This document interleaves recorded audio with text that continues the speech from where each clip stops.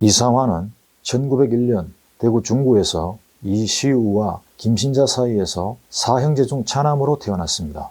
8살에 부친을 여의고 어머니와 큰아버지 이이루의 훈도를 받으며 성장했습니다.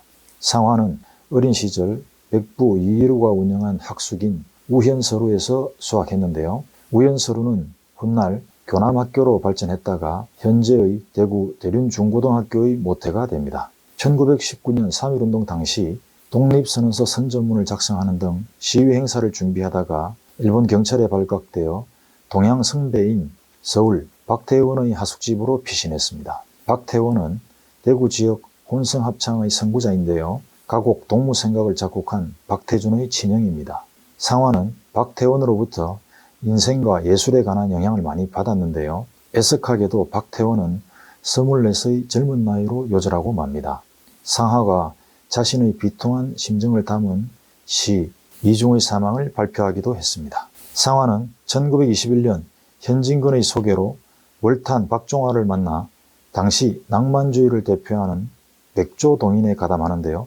1922년 백조 창간호에 상화 최초 작품이 되는 시 말세의 희탄을 발표함으로써 본격적인 문화활동에 접어들게 됩니다.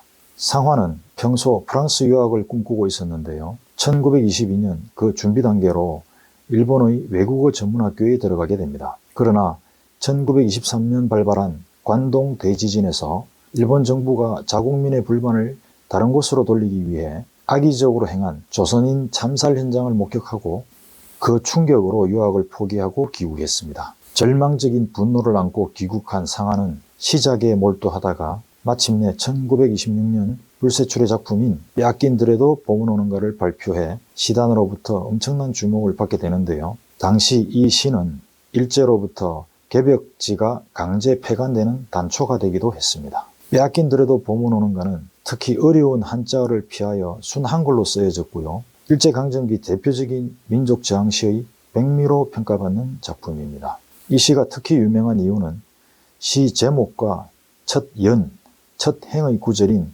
지금은 남의 땅 빼앗긴들에도 봄은 오는가 이 부분 때문이라고 하는데요. 첫 구절에서 말은 짧으면서도 의미는 깊게 되새기게 되는, 즉 많은 것을 매우 함축적으로 담고 있기 때문이라고 합니다. 이상화와 절친이었던 시인 백기만은 빼앗긴들에도 봄은 오는가에는 조국애가 있고 하천의 농부를 동정하는 눈물이 있으며 흙과 자연에 동화하는 순정이 있고 침략 일제를 타도하는 절규가 있으며 민족해방을 염원하는 단심이 있다고 했습니다. 빼앗긴들에도 봄은 오는가 이 시는 현재 교육과정 내 교과서에서 가장 많이 수록되어 있는 작품 중 하나입니다. 이상화가 문학활동을 한 기간은 말세의 희탄을 발표한 1922년부터 문장 폐간호에 서러운 해조를 쓴 1941년까지인데요. 상화는 생애를 통틀어 시 60여 편, 소설 2편, 산문 22편 외에 번역소설 5편을 남겼습니다. 그러나 상화가 본격적으로 활동했던 시기는 1922년부터 1928년까지로 볼 수 있습니다. 이상화는 생전에 단 한 권의 시집도 내지 않았는데요. 그의 시는 1951년 백기만이 편집해 출간한 상하와 거울에 16편이 수록되어 있습니다. 1927년 고향 대구로 내려온 그는 의열단 사건에 연루되어 피검되고 1928년에는 한글의 첫 글자를 딴 기억당 사건에 연루되어 구금되었는데요. 신간의 대구지의 간사로서 독립운동 자금 마련을 위한 활동을 하던 상화는 이 사건으로 온갖 고초를 겪었습니다. 1930년에 상화는 빼앗긴들에도 봄은 오는가와 비슷한 주제의식을 가진 대구 행진곡을 발표하는데요.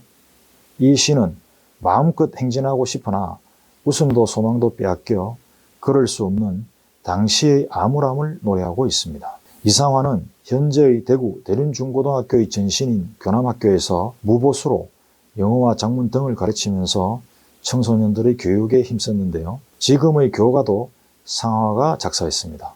그리고 나라를 빼앗긴 피압박 민족은 주먹이라도 굵어야 한다며 학생들에게 권투를 가르치고 권투부를 만들기도 했습니다.